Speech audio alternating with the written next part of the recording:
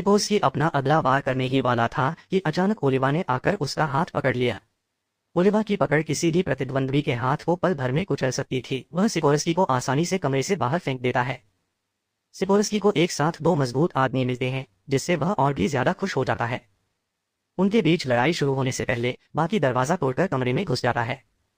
अपने सामने का दृश्य देखकर वह अपने गुस्से पर काबू नहीं रख पाता। बक्के ने गुस्से में लगातार शक्तिशाली घूंसे बरसाए।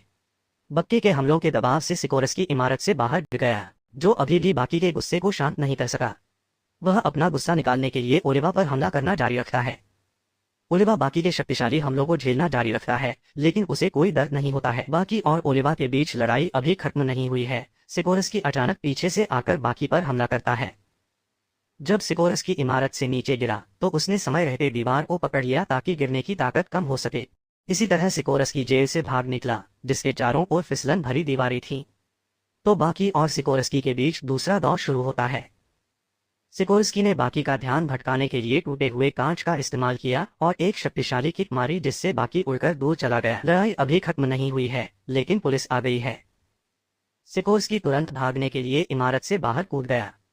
हालांकि बाकी अभी भी उस पर नजर रख रहा है। जब सिकोर्स्की वापस अपने ठिकाने पर लौटता है तो बाकी प्रकट होता है और कहता है कि वह यहाँ सब कुछ खत्म कर देगा। जब बाकी अपना बाहरी वस्त्र उतारता है तो उसके हमले और भी मजबूत हो जाते हैं। सिकोर्स्की बार बार बाकी द्वारा पीटे जाने के बाद गिर जाता है। ओलिवा फिर से उनकी लड़ाई में बाधा डालती है। जब ओलिवर बैकी से बहस कर रहा होता है तो सिकोर्स्की मौके का फायदा उठाकर उठता है और अपनी पूरी ताकत ओलिवर पर लात मारने में लगा देता है। सिकोर्स्की को यकीन नहीं होता कि ओलिवर उस लात को खाने के बाद भी सुरक्षित है। फिर सिकोर्स्की दौड़ कर आता है और ओलिवा पर जोरदार मुक्के बरसाता है। हालांकि नतीजा अपरिवर्तित रहता है, जिससे सिकोर्स्की हैरान रह जाता है, जबकि ओलिवा हंसते हुए कहता है कि अब उसकी बारी है। एक ही मुक्का मारकर ओलिवर सिकोर्स्की को आसानी से इमारत से बाहर उड़ा देता है। इस बार उसके पास इमारत पर चढ़ने की ताकत नहीं है। ओलिवर जल्दी से सिकोर्स्की को कमिश्नर मोरियो के पास ले जाता है। मोरियो को आश्चर्य होता है कि ओलिवा कुछ ही दिनों में इस खतरनाक अपराधी को पकड़ने में सक्षम है। हालांकि अभी भी शहर में दो खतरनाक अपराधी घूम रहे हैं। बाकी को ओलिवा द्वारा अपनी लड़ाई में बाधा डालने पर गुस्सा आता है, लेकिन वह फिर भी इस तथ्य को स्वीकार करता है कि उसके सामने राक्षस के पास वास्तव में भयानक शक्ति है। जब पुलिस शेष दो अपराधियों की तलाश कर रही थी, उनमें से एक डॉयल ने ओलिवा से संपर्क करने के लिए खुद को एक पुलिसवाली के रूप में प्रच्छन्न किया। डॉयल ओलिवा जैसी शक्तिशाली प्रतिद्वंद्वी से लड़ने के लिए उत्सुक है। डॉयल के विशेष हथियार से ओलिवा के चेहरे पर घाव हो जाता है। इसके अलावा डॉयल के हथियार में जहर मिला हुआ है, जो ओलिवा की नसों को नुकसान पहुंचाता है।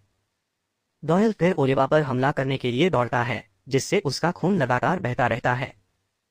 हालांकि वार सहना भी ओलिवा की भयानक क्षमताओं में से एक है। डॉयल के हमलों की बदौलत ओलिवर के शरीर में मौजूद जहर भी खून के जरिए बाहर निकल जाता है।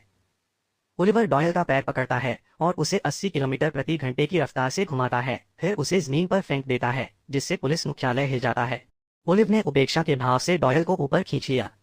डॉयल ने इस अवसर का लाभ उठाकर चाकू को ओलिव पर भोंक दिया और चाकू को जोर से मारा ताकि वह ओलिव के शरीर में और गहराई तक घुस सके। फिर वह तेजी से पुलिस मुख्यालय से भाग गया। जब तक सभी लोग पहुंचते हैं, लड़ाई खत्म हो चुकी होती है। डॉयल एक छत के वेंट का इस्तेमाल कर भाग निकलता है। उसके चाकू से उसके पूरे शरीर पर केवल छोटी सी खरोंच आई है। ओलिविया शिबुकावा को देखकर उत्साहित होता है, क्योंकि उसने सुना था कि जुत्सु में बड़े आकार के विरोधियों को हराने की क्षमता है। वह हाथ मिलाने के खेल में शिबुकावा से द्वंद्व करना चाहता है। जब ओलिविया शिबुकावा का हाथ कसता है तो वह अचानक गिर जाता है। हालांकि शिबुकावा का शरीर छोटा है, लेकिन उसके दबाव से ओलिविया घबरा जाता है। फिर वे एक साथ जूडो प्रशिक्षण क्षेत्र में जाते हैं।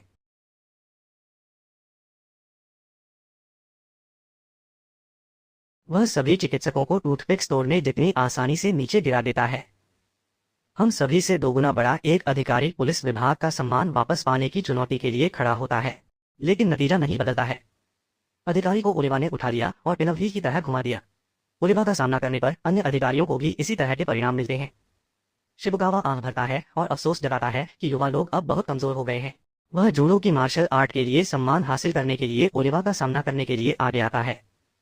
ओलिवा उच्च आत्माओं में है, क्योंकि स्थिति उसके वास्तविक उद्देश्य के लिए बहुत अनुकूल है। अगर वह गलती से शिबुकावा को मार देता है तो यह एक मैच में महज एक दुर्घटना है। वह शिबुकावा की शर्ट पकड़ता है और उसे फेंक देता है। ओलिवा का हाथ उसके खुद के थ्रो के बल से उखड़ गया है। दूसरे डोजो में एक फाइटर अपनी मार्शल आर्ट का प्रदर्शन कर रहा है। उसका हमला इतना तेज है कि वह हवा में कागज की एक पतली शीट को आधा काट सकता है। उसका नाम शिनोगी कोशो है। इस भूमिगत टूर्नामेंट में भाग लेने के लिए आमंत्रित न किया जाना उसके लिए अपमान की बात थी। वह गुप्त रूप से अपराधियों के छिपने के स्थानों की खोज करता है ताकि यह पता चल सके कि क्या वे वास्तव में वही हैं जिनके बारे में अफवाह थी। डॉयल के शरीर पर मौजूद हथियार विरोधियों को घातक घाव दे सकते हैं, लेकिन उनके इस्तेमाल की कीमत कम नहीं है। आधुनिक विज्ञान का शुक्रिया, डॉयल ने अपने शरीर में ब्लेड लगाने के लिए अनगिनत सर्जरी करवाई है। उन सभी में एक छिपा हुआ स्विच लगा हुआ था जिससे डॉयल आसानी से युद्ध में सक्रिय हो जाता था। कोशो को अपना शिकार मिल गया है। बिना कुछ कहे वह डॉयल की गर्दन पर लात मारने के लिए दौड़ता है, लेकिन यह सिर्फ डॉयल के लिए एक अभिवादन है। डॉयल के शरीर के अंदर मौजूद ब्लेड भी कोशो को चोट नहीं पहुंचा सके। कोशो बार बार डॉयल के शरीर के कमजोर हिस्सों पर हमला करता है। हालांकि कोशो को डॉयल के छिपे हुए सभी हथियारों के बारे में पूरी जानकारी नहीं है। उसे यकीन नहीं हो रहा था कि डॉयल के कोट में इतनी मात्रा में विस्फोटक छिपा हुआ था। अचानक विस्फोट से लड़ाई खत्म हो जाती है। कोशो गंभीर रूप से घायल हो जाता है और लड़ाई जारी रखने में असमर्थ हो जाता है। डॉयल के लिए खुद को मजबूत बनाने का तरीका हर लड़ाई में जीवित रहना है। जब तक वह जीत सकता है वह किसी भी घृणित साधन का उपयोग करेगा। जबकि हर कोई एक दूसरे से लड़ रहा है, बाकी अपनी प्रेमिका के साथ अच्छा समय बिता रहा है। आखिरकार उस रात वे इसे एक साथ करने का फैसला करते हैं। एक खुशी के पल में बकी के पिता प्रकट होते हैं। युज़ेरो बकी को बताता है कि सेक्स भी मजबूत बनने का एक महत्वपूर्ण हिस्सा है। अगर वह मजबूत बनना चाहता है तो उसे हर दिन जितना संभव हो सके उतना ऐसा करना होगा। ऐसा तब तक करना होगा जब तक वह थक न जाए और न कर सके। ऐसा कहने के बाद युज़ेरो ने जोड़े को बधाई दी और चला गया। रित्सु एक रेस्तरां में खाना खा रहा था जब उसने एक बड़े शरीर वाले लड़के को देखा। उसका नाम जैक हन्मा है और वह भूमिगत टूर्नामेंट में एक फाइटर हुआ करता था। क्योंकि जैक एक मांसल शरीर चाहता था, उन्होंने अपने शरीर के विकास को बढ़ावा देने के लिए अतीत में बहुत सारे उत्तेजक पदार्थों का इस्तेमाल किया। वह बकी का बड़ा भाई भी है। वे सौतेले भाई हैं। पिछले सीजन में भूमिगत टूर्नामेंट समाप्त होने के बाद से यह पहली बार है जब वे मिले हैं। इसी कारण से जैक का शरीर लगातार बड़ा होता जा रहा है। यहाँ तक कि पिछले टूर्नामेंट की तुलना में उसकी ऊंचाई और वजन भी काफी बढ़ गया है। उस शाम डॉयल और रित्सु एक छोटे से पब में एक दूसरे से टकराते हैं। बिना किसी हिचकिचाहट के दोनों ने यहीं अपनी लड़ाई शुरू कर दी। डॉयल की आंख रित्सु के गुनाई से लग जाती है। रित्सु उन घिनौने हमलों का इस्तेमाल करना जारी रखता है जिनका इस्तेमाल डॉयल ने उस पर हमला करने के लिए किया था। फिर वह डॉयल को हथियार दिखाता है जिसे उसने अपनी जैकेट के अंदर छिपा रखा था। डॉयल प्रतिद्वंद्वी के हमलों का विरोध करने में असमर्थ है। रित्सु निर्दयतापूर्वक अपने सभी बचे हुए हथियार डॉयल पर फेंक देता है। डॉयल भाग जाता है लेकिन रित्सु के पीछा से बच नहीं पाता। रित्सु डॉयल के पिछले विरोधियों से अलग स्तर पर है। उसे रोकने के लिए कोई कानून नहीं होने के कारण रित्सु जितना ज्यादातर लोग जानते हैं उससे कहीं ज्यादा खतरनाक है। गोयल रित्सु की नजर खोने के लिए स्मोक बम का इस्तेमाल करता है। वह पीछे की ओर जाता है और रित्सु की पीठ पर चाकू घोंप देता है। हालांकि इससे रित्सु का गुस्सा और बढ़ जाता है। एक सच्चे योद्धा को क्रोधित करने की हिम्मत करने वाले अपराधी का परिणाम सुखद अंत नहीं होगा। रित्सु के हाथ में मौजूद छड़ी किसी भी समय डॉयल को मार सकती है, पर वह बस यह चाहता है कि डॉयल इस लड़ाई को समाप्त करने के लिए हार स्वीकार कर ले। पर ऐसा लगता है कि वह डॉयल में वह नहीं पा सकता। जब रित्सु इस लड़ाई को समाप्त करने के लिए डॉयल को खत्म करने वाला होता है तभी पीछे से कोई प्रकट होता है और रित्सु को बेहोशी का इंजेक्शन देता है जिससे वह तुरंत बेहोश हो जाता है। ऐसा करने वाला व्यक्ति जैक है। वह अपने सामने मौजूद अपराधी को अपने हाथों से खत्म करना चाहता है। इस बिंदु पर डॉयल को कई गंभीर चोटें आई हैं, इसलिए जैक एक और दिन डॉयल से लड़ना चाहता है और निकल जाना चाहता है। डॉयल भी जाने का इरादा करता है, लेकिन जब वह गुंडों को रित्सु के लिए परेशानी पैदा करते देखता है तो वह उसकी रक्षा करने के लिए वापस लौटता है। जब रित्सु की नींद खुलती है तो वह अपने सामने खून का एक तालाब देखता है। हालांकि डॉयल गंभीर रूप से घायल है, वह फिर भी रित्सु की रक्षा के लिए पूरी रात यहाँ खड़ा रहता है। रित्सु नहीं चाहता कि उसकी जान बचाने वाला यहाँ मर। रास्ते में वह लगभग एक मोटरसाइकिल से टकरा जाता है, लेकिन वह एक हाथ से मोटरसाइकिल को रोकने में सक्षम होता है। इतना ही नहीं, वह पानी पर दौड़ने में सक्षम होता है, जिससे पास में मौजूद एक बूढ़े व्यक्ति को अपनी आंखों पर विश्वास नहीं होता। समय पर उपचार मिलने से डॉयल ने उसकी जान बचाई। डॉयल का ऋणी होने के बावजूद दोनों अभी भी प्रतिद्वंद्वी हैं। वे सच्चाई को स्वीकार करते हैं और जो कुछ हुआ उसे एक अनमोल स्मृति के रूप में संजोते हैं। धन्यवाद देने के तुरंत बाद डॉयल वहां से चला गया। हालांकि उसके घाव पूरी तरह से ठीक नहीं हुए हैं, डॉयल परेशानी पैदा करने के लिए शिनशिन टैडोरो में जाना जारी रखता है। वह इस जगह सभी को चुनौती देने आता है। वह लड़ने के लिए फिर से गंदी चालों का इस्तेमाल करता है और गर्मी प्रतिरोधी सूट पहनता है। घनी हवा धूल के साथ मिलकर एक विस्फोट पैदा करती है जो सब कुछ उड़ा देती है। डॉयल तुरंत चला गया, लेकिन उसे पास की गली में ओरोची ने रोक लिया। ओरोची ने ओलिवा और रित्सु से लड़ने के बाद डॉयल की हार का मजाक उड़ाया। ओरोची के अपमान को सहन न कर पाने के कारण डॉयल लड़ाई के लिए उसकी चुनौती स्वीकार कर लेता है। डॉयल के बोलने के बाद ओरोची तुरंत डॉयल पर अपना गुस्सा निकालता है। लड़ाई सिर्फ कुछ मुक्कों के साथ खत्म हो जाती है और डॉयल बेहोश हो जाता है। जब डॉयल जागता है तो वह खुद को शिनशिनकाई डोजो में पाता है। डॉयल की आंखों के सामने जो है वह कात्सुमी है। डॉयल द्वारा डोजो में आग लगाने के बाद उसका रूप बिगड़ गया था। कात्सुमी तुरंत डॉयल के चेहरे पर जोरदार लात मारता है और उसे फिर से बेहोश कर देता है। डॉयल जाग जाता है और अभी भी कात्सुमी को यहाँ पाता है। कात्सुमी आगे बढ़ता है और डॉयल को बार बार लात मारता है। जब डॉयल जागता है तो वह कोमा में चला जाता है।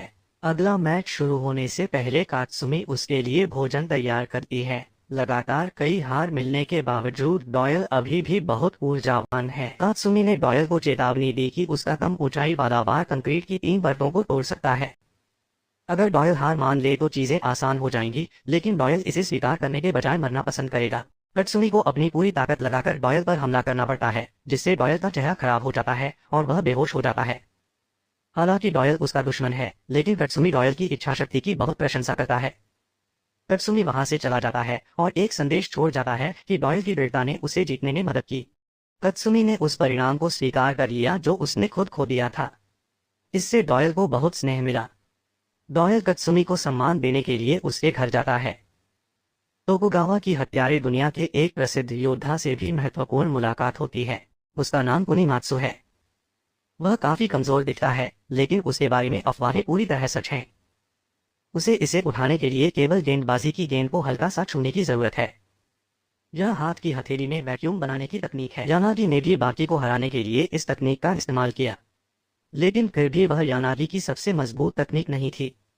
यहाँ तक कि कुनीमात्सु की बाह भी उसके शिष्य यानागी ने काट दी थी।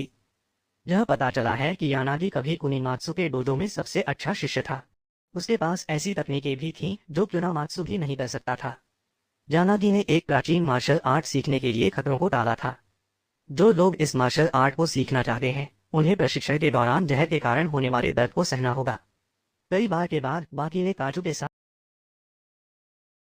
हालांकि इनागी को हराने के लिए यह अभी भी पर्याप्त नहीं है।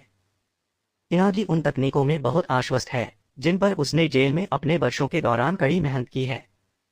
उसके झटके से बाकी की मांसपेशियां फट जाती हैं। इनागा की भुजाएं और पैर बाकी के शरीर पर चाबुक की तरह काम करते हैं। हालांकि बाकी का शरीर मजबूत है, फिर भी वह इस अचानक दर्द को सहन नहीं कर सका।